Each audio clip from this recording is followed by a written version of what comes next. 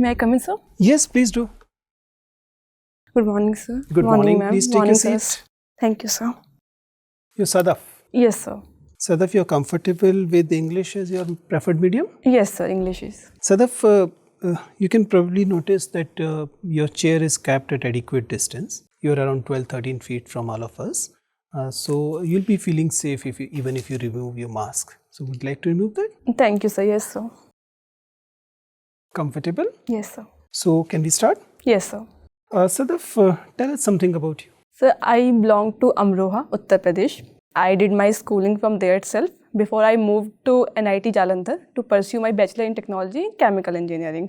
Afterwards, I worked for 2 years with a US-based bank, and since then I have been preparing full-fledged for UPSC. My hobbies are reading books and traveling. So Sadaf, can we conclude that you are taking up whatever coming your way, or there is some career path? Because you said that you did chemical engineering, Yes, sir. went on to become a banker, Yes, sir. now want to become a babu. Why?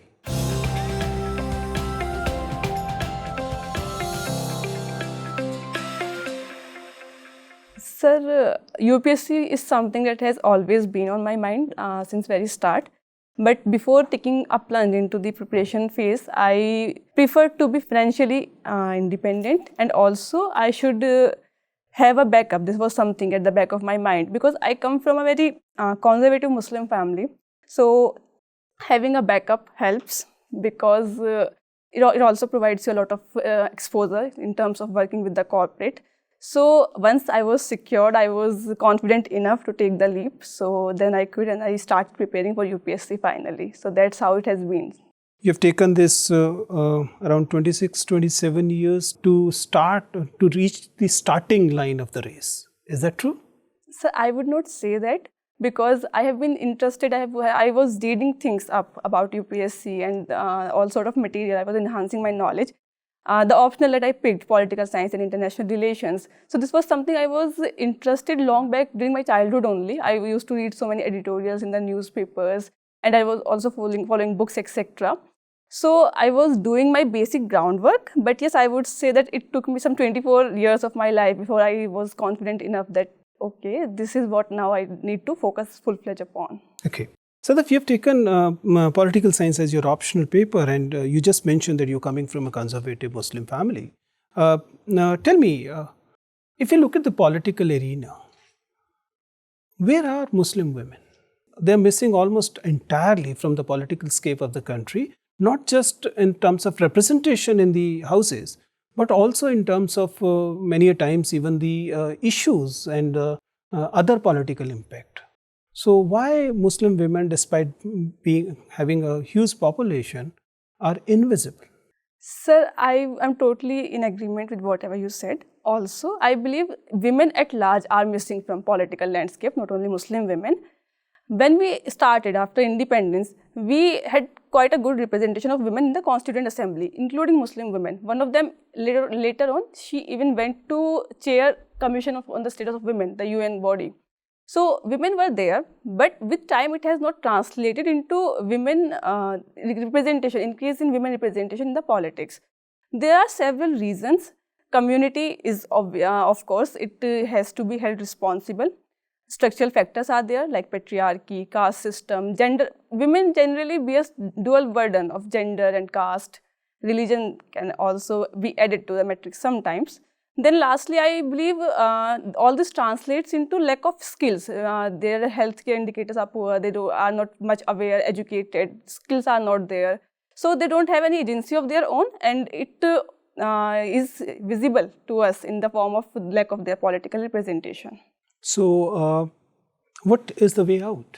It cannot be left the way it is, right?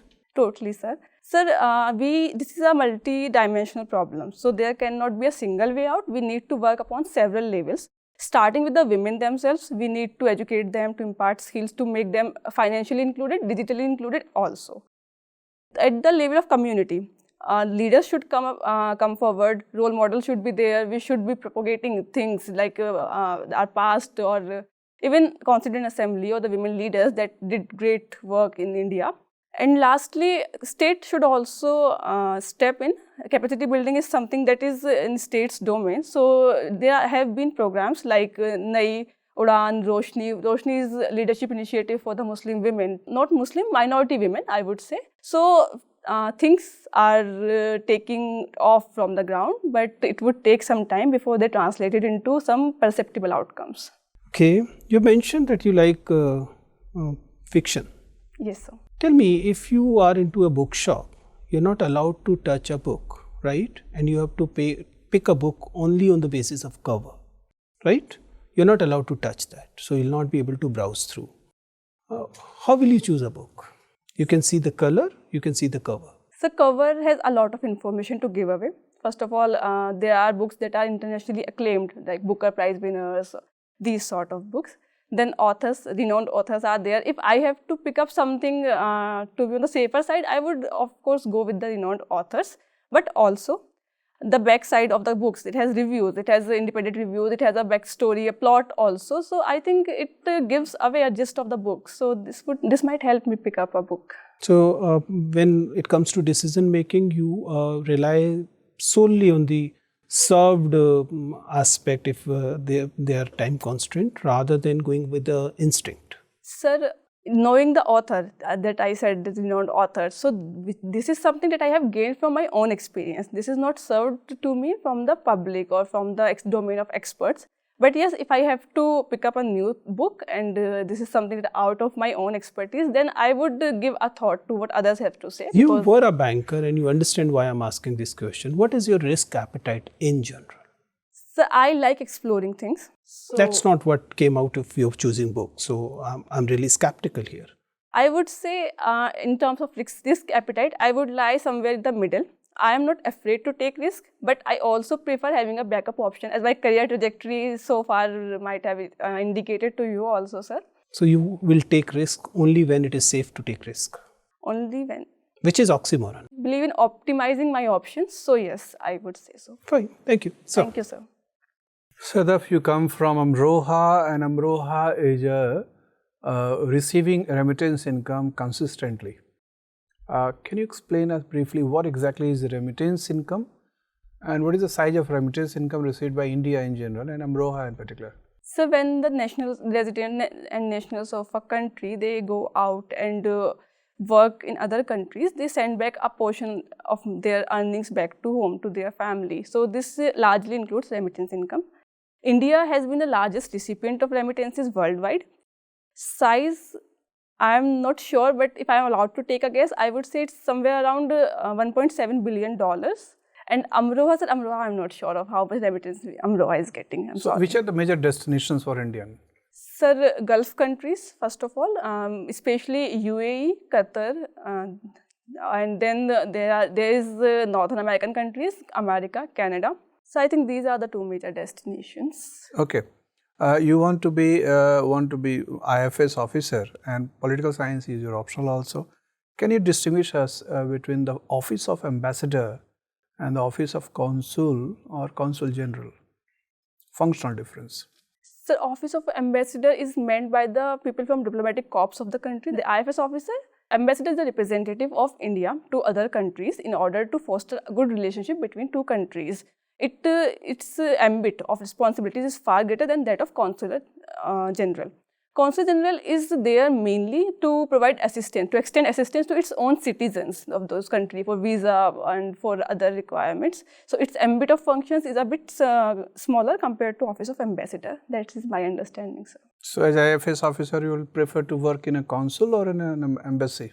Sir, I am not sure exactly the kind of function they would entail, but from my understanding, I would say the embassy. With how many countries India is maintaining right now foreign relationships? And in how many countries we have our embassies? I believe India has foreign relations with almost every country. There is no country that is on our radar that we don't, all the UN recognized countries, I would say. And there are also several independent states like Palestine, Taiwan, etc., where India has diplomatic relations, but embassies, as far as they are concerned, they are lesser in number. For example, in Latin America, there are so many countries, but we are not maintaining much embassies there, many embassies there, like 2 or 3 embassies might have been there. So we often tend to club our embassies, countries in terms of our embassy. So I'm not sure of the exact number, but they are lesser than the number of countries that we maintain contact with. When did we establish a diplomatic relation with Israel? Sir, I am not sure for the exact year, but if I am recalling it correctly, it was somewhere in year 2005 that Israeli president made a visit to India. I guess there was Oslo Accord of 1994 also, when Israel was recognized by a large number of countries. So, but I'm not sure of the exact year. Do we Sorry, have diplomatic relations with North Korea? Diplomatic relations, yes, sir. But our embassy there is not fully functioning.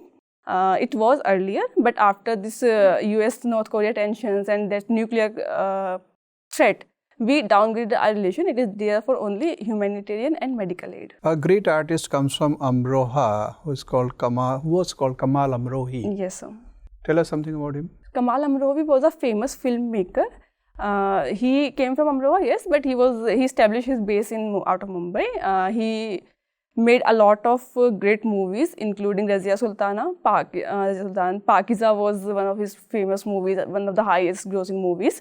He was married to Meena Kumari. I think this is all I know about him. Why do you think Razia Sultan was a great ruler? What are her characteristics? Razia Sultana rose in the line of Delhi Sultanate rulers.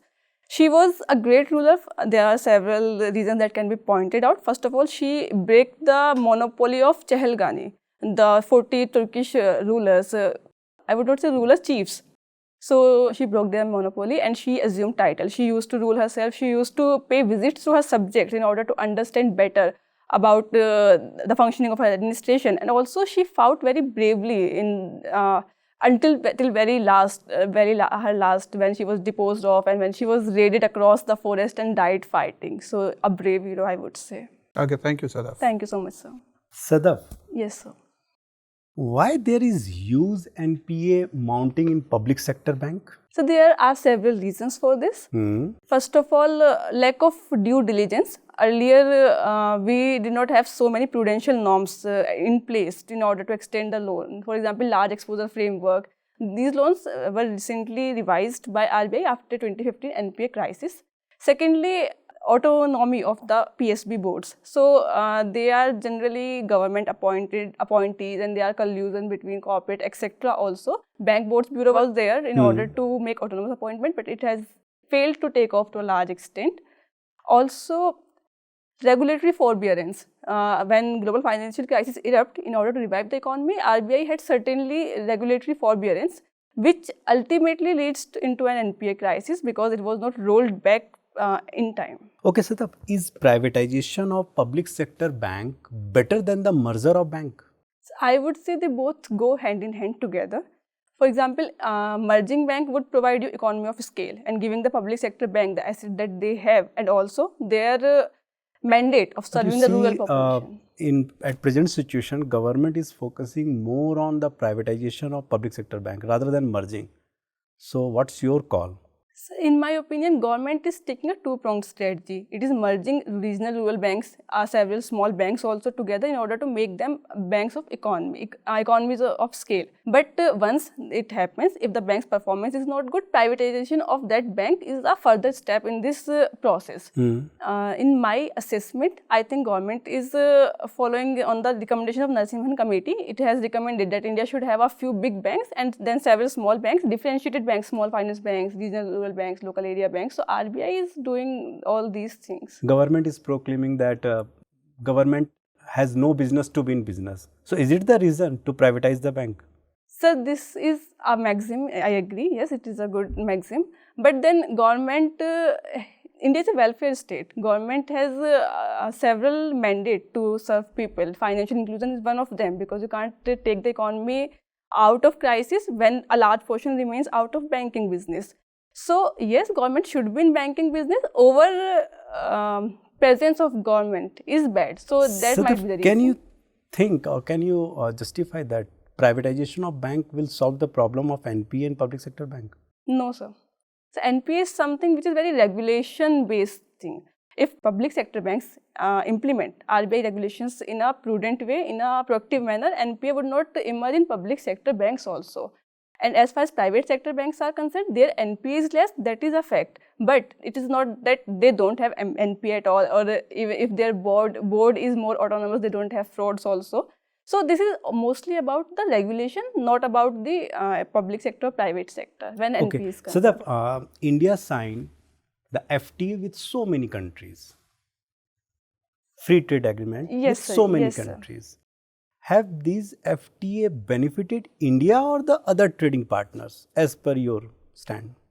This has been a long contending issue. Economic survey said that India was gaining out of it, but then there was another report which said that India is losing out of it, which became the reason of India pulling out of RCEP also. But in my limited understanding, I With feel the context of ASEAN countries, India is gaining or India is in losing position? Sir, I think India is gaining ground in terms of ASEAN countries. India's foreign exports are, most of the exports are to least developed countries or the neighboring countries. But as per Niti Aayog report, it is the other trading partner which is gaining, not India. Yes, sir. So now?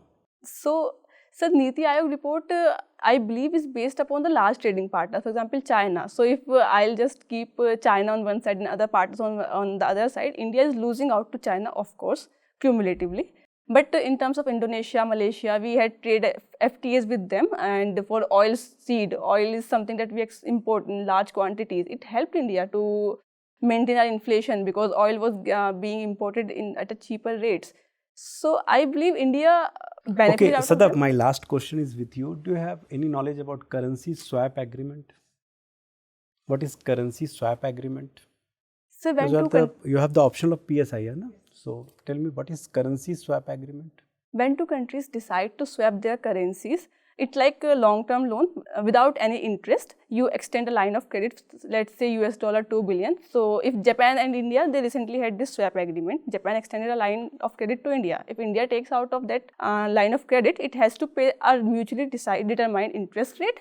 And then after, India would pay back to Japan at the same rates. And same India extend line of credit to Japan also, and the same rate, same tenure. So it is a safe way to hedge currency risk as well as interest rate risk. Okay, thank you. Thank Ma'am, you, sir. please. Sadaf, I see you are an engineer. Yes, ma'am. We already have very less women engineers in the country, good women engineers. And you want to contribute to the country by being a civil servant. Why not as an engineer? You are absolutely right about having less number of women engineers in the country.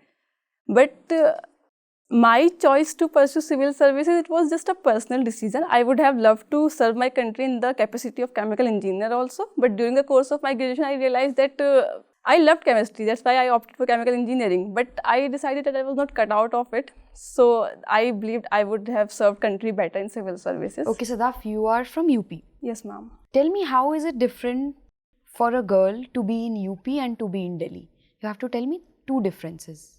Ma'am, first of all, security reasons. Delhi, I believe, I have been to both the states. So Delhi, I believe, was more secure in terms of logistics because there are cabs available, metros are there, you can venture out late at night. In UP, I can't even think of this. I'm not saying that situation is so bad, but the far-flung areas that I come from, their situation is dire. Secondly, I believe the human development index, I would say, consisting of their life, quality of life, their economic potential. Delhi is able to exploit its human development index in terms of female very well, but UP is still lagging behind in terms of developing its female resources. Exploit or tap its Sorry, ma'am, potential? tap is the right word. Okay. Sadaf, what is women empowerment to you? I believe women empowerment is transferring the agency that women ought to have over their own lives to them from the clutch of patriarchal society or any other social disability that might be ailing. What happens in the country that would make you say that now women are empowered? I believe it would be multidimensional. Political representation, as sir just said, it should be there because women-centric policies, when women are in the power, the policies tend to favor women also. Then economic empowerment. We have very low female labor force participation rate, which has to be increased if India as a country also has to progress. Do you think Western women are empowered? No, ma'am. I would not say they are not empowered also, but they are not as empowered as they seem to us, or as we think to ourselves, because economic empowerment is there, but they are still having dual burden of work. Violence against women is also prevalent in those countries.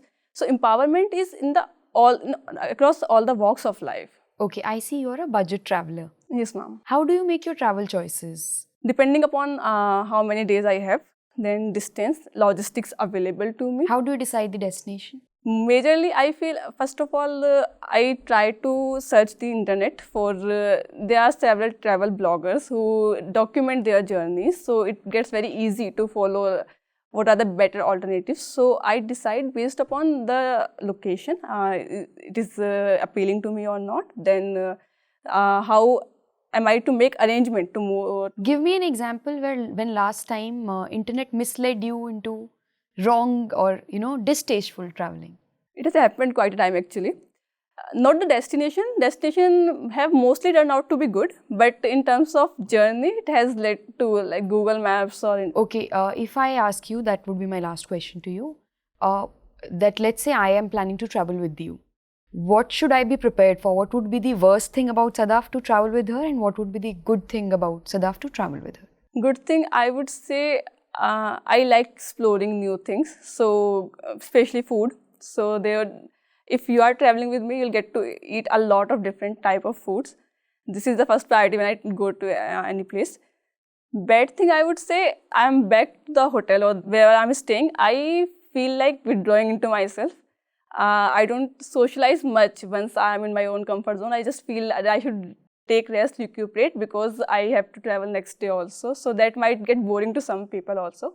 So do you like solo traveling or traveling with people? Mostly solo traveling. Okay, thank you. So, thank you. Sadaf, so you want to be an IFS officer, Yes, right? sir. Which country will be preferred by you if given option? China, Why? I would say.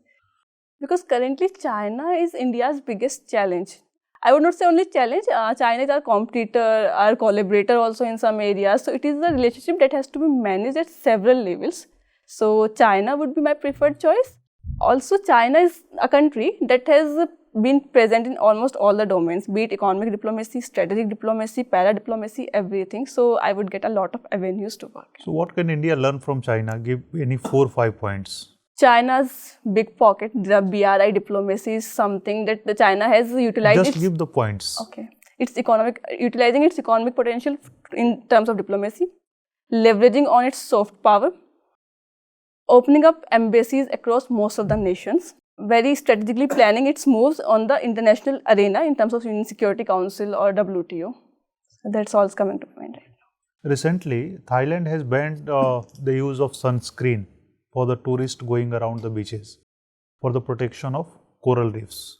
Have you heard this? Yes, sir. As a lot of other countries have also banned, like Palau and Tuvalu, or Pacific nations. Maybe you come from the background of chemical engineering as well. Yes, sir.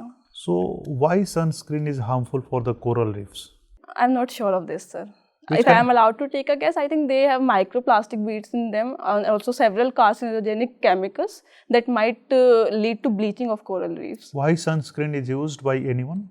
Sir, I think then it has to go to do with the fact that it blocks UV rays of the sun, and coral reefs are not able to manufacture their food because photosynthesis etc. might not happen. Okay, what are UV rays? Light that we receive from sun can be split into several a spectrum of different wavelengths. So UV rays are one of the component of sun rays, and their frequency is more than the light that reach our eyes, the visible range. Are you confirm about whatever you are saying? What is spectrum of light? Sir, when the light is passed through a prism, it get divided into 7 colors. Spectrums. Yeah, yes, sir. Bands. So are ultraviolet rays a part of that spectrum or that 7 color? So they are a part Are of you that. sure about this? Sir, no, sir. I'm really sorry. No, it gets scattered into 7 lights that are visible to our eyes, the your spectrum. Then what is ultraviolet rays? They are more in frequency than the light that is visible to us. Okay. So I think they are higher frequency, but then I'll have to go back and look up Okay, ultraviolet rays get absorbed by ozone layer. Yes, sir. That in that sense, ozone is good for us. Ozone is lifesaver for the earth. Yes, sir. But there are some ground level kind of ozone which is dangerous for the environment as well. Right? Yes, sir. What exactly is ground layer ozone? Ground level ozone. So the ozone that is good for us is stratospheric ozone, which blocks UV light. Ground level ozone is tropospheric ozone. It usually forms out of vehicular emissions, and it gets stuck in the troposphere, often leads to inhalation by the people, and it's carcinogenic. Okay, my last question will be to you. Give 3 chemicals that is dangerous for the environment and 3 chemicals that is good for the environment. Dangerous carbons are CFCs, and they have several categories like HCFCs. Okay. Then halogens are also dangerous for the environment. Is CFC part of halogens? No, sir, they are not a part of Okay. halogens. And CFCs, halogens, and then greenhouse gases, they are also They are chemicals? gases are chemicals technically, but Okay. if you are asking me, nerve gases are there which are harmful for the people, for the environment also. What 3 chemicals are good for the Good. health of environment? So there is nothing coming to my mind right now. There is I'm really no good sorry. chemical. No, sir, they must have good chemical, a lot of things. Good chemical for your health? Sorry. Okay, thank you. Sir. Okay, Sadaf.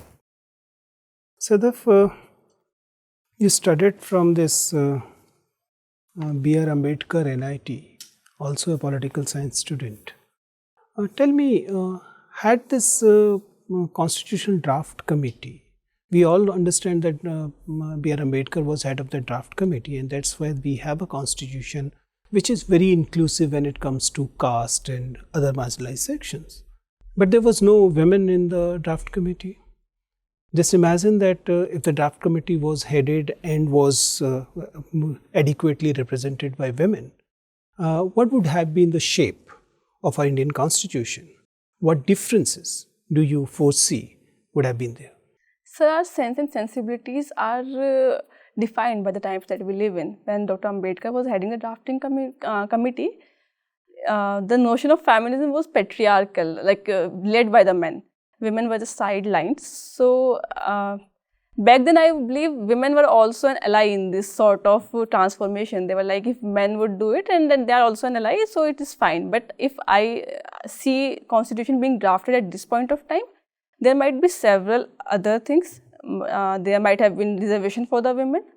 There might have been some sort of directive principles that that entails welfare of women and child. So they might have been made a part of more enforceable part of the constitution. So I believe a lot of laws, domestic violence, sexual harassment violence, these laws, they came into existence a lot later. So they might have also been in some sort included in the constitution itself.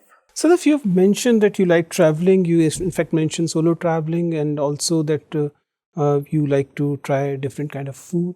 Yes. Consider a situation that you are traveling a foreign nation, right?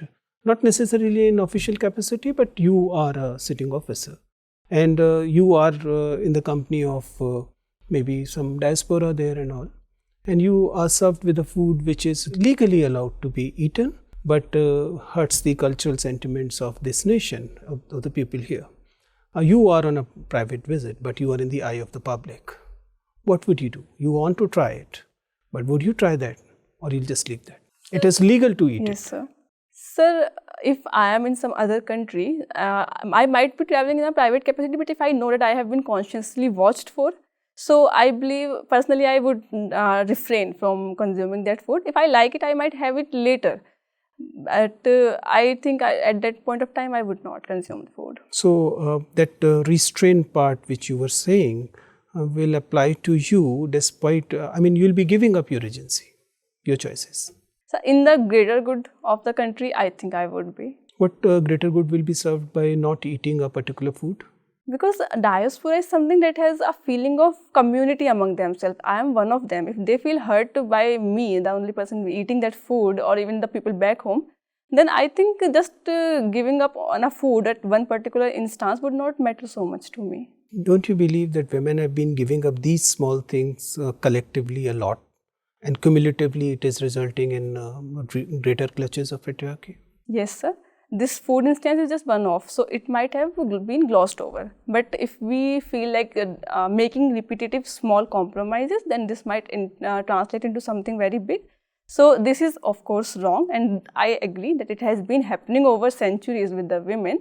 So small steps are needed, but I feel these are not binary situations. It's fighting for your rights and just giving up your willingly your interest over food or something. So I don't feel they are comparable. Fine, Sadaf. It was nice talking to you. Thank Your you so interview much, is sir. over. You can go now. Thank you, sir. Thank you.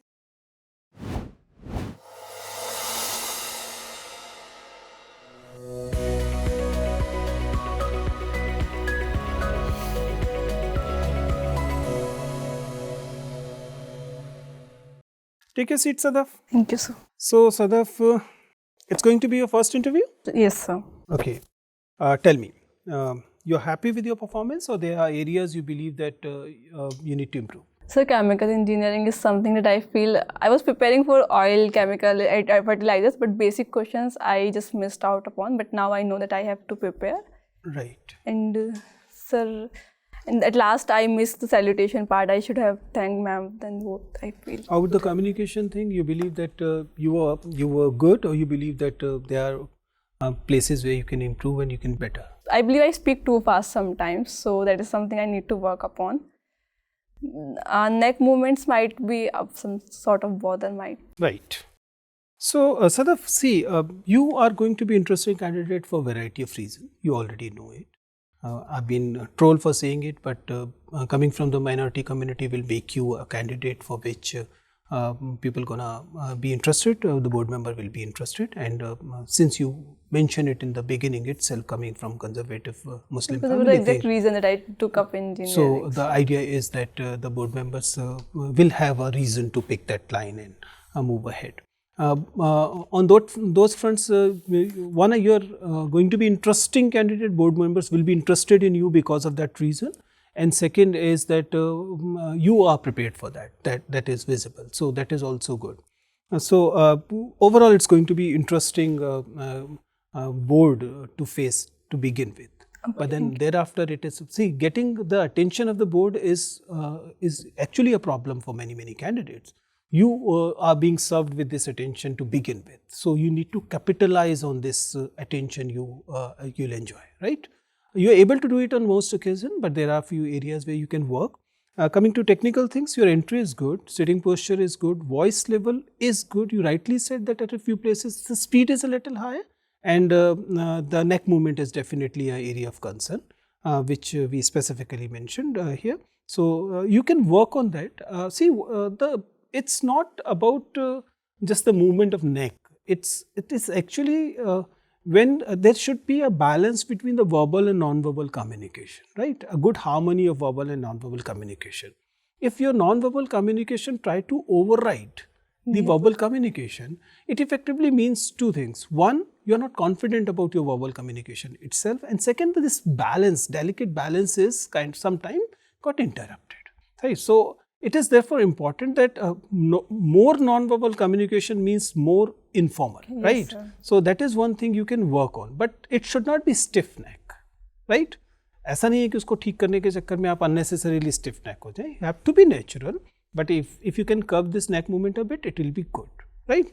Then your eye contact, I'll be coming to eye contact a little later, but flow is good, your vocabulary is good, our choice of words is generally very good. About the eye contact thing, it's good by and large, but in the thinking postures, you can probably improve it. Yes. See, the best advice is look at the person you're talking to, and if you need to break that eye contact for thinking, look downward rather than looking upward. Yes, sir. Right? That will be better.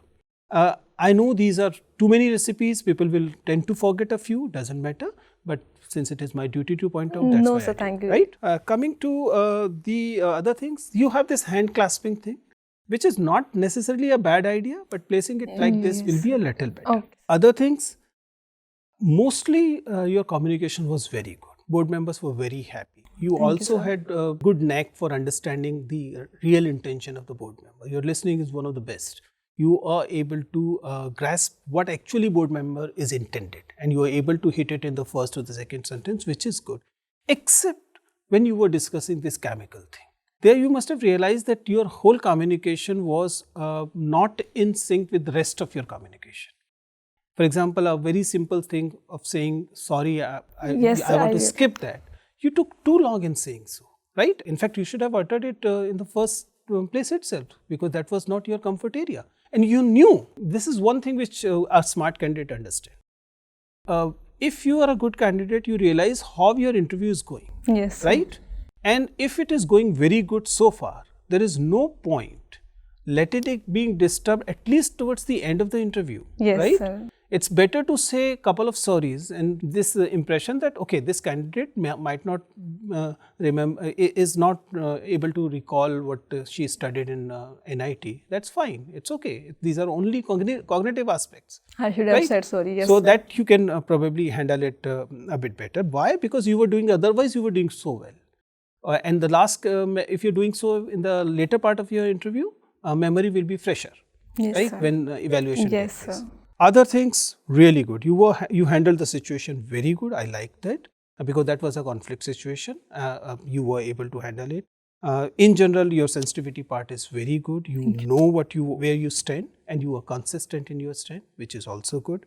Balance of judgment is also there. So in general, otherwise you're doing very, very good. When you were discussing this privatization bank thing, make sure that you're taking your time before you're putting forward any opinion. It should not be from the word go. I mean, you can have the same opinion. In fact, you should have the same opinion, but maybe take a little while. Yes, sir. Other things, very, very good.